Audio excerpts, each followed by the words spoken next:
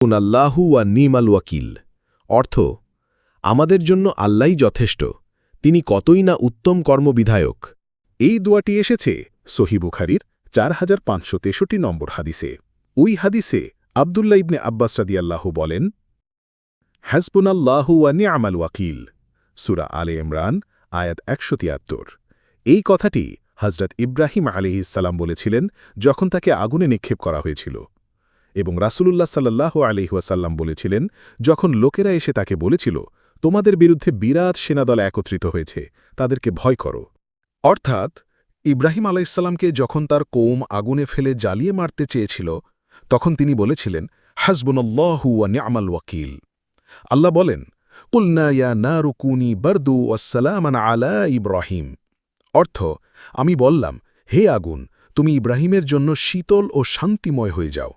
সূরা আল আম্বিয়া